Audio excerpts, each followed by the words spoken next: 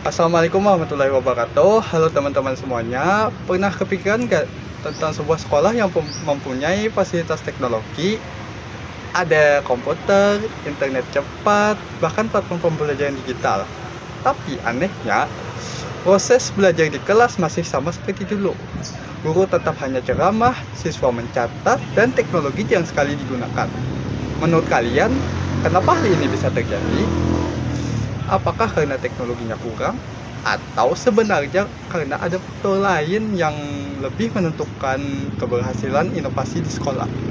Nah, pertanyaan ini penting karena dalam dunia pendidikan, inovasi tidak hanya selalu berhasil karena kita memiliki ide baru atau teknologi baru. Ada beberapa faktor yang justru lebih menentukan inovasi itu benar-benar bisa berjalan ataupun tidak. Dalam kajian tentang inovasi pendidikan, ada 3 faktor utama yang sering disebut sebagai faktor determinan dalam menjalankan inovasi. Yang pertama adalah kepemimpinan. Pemimpin di lingkungan pendidikan seperti kepala sekolah atau pengambil kebijakan memiliki peran yang sangat penting dalam mendorong perubahan. Pemimpin yang memiliki visi biasanya mampu mengajak guru dan siswa untuk mencoba hal-hal baru. Mereka juga memberikan dukungan, misalnya seperti pelatihan, kebijakan yang mendukung, atau fasilitas yang dibutuhkan. Tanpa kepemimpinan yang kuat, banyak inovasi pendidikan hanya berhenti pada tahap rencana. Faktor kedua adalah budaya sekolah.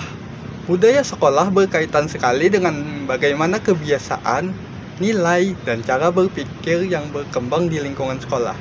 Jika budaya sekolah terbuka terhadap perubahan, guru bisa lebih berani mencoba metode pembelajaran baru.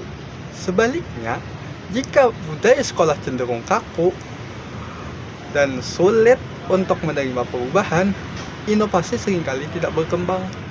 Faktor ketiga adalah sumber daya. Inovasi tertentu membutuhkan dukungan sumber daya, baik itu tenaga pendidik yang kompeten, fasilitas pembelajaran, maupun teknologi. Jika sumber daya tidak memadai, maka ide inovatif akan sulit diwujudkan dalam praktik pembelajaran. Ketiga faktor ini sebenarnya saling berkaitan.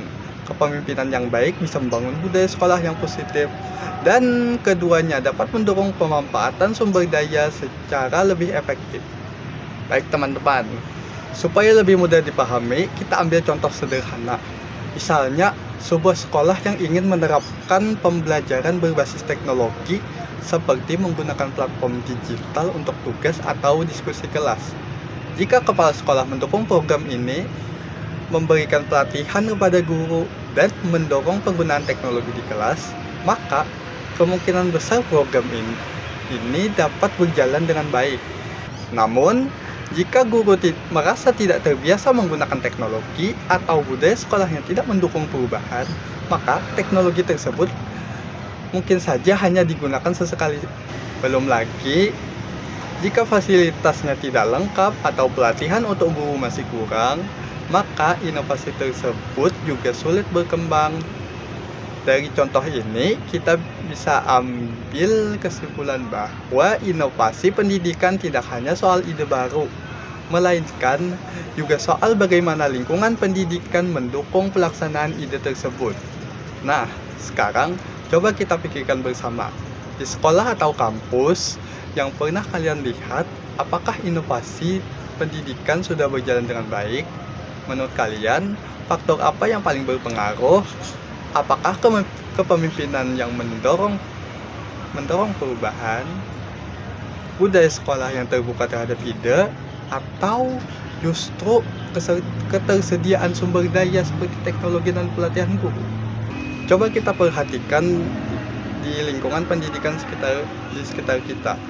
Dengan memahami faktor-faktor tersebut, kita tidak hanya memahami bagaimana inovasi pendidikan terjadi, tetapi juga bagaimana inovasi tersebut ikut berkontribusi dalam menciptakan perubahan yang lebih baik di dalam dunia pendidikan. Sekian dari saya. Wassalamualaikum warahmatullahi wabarakatuh.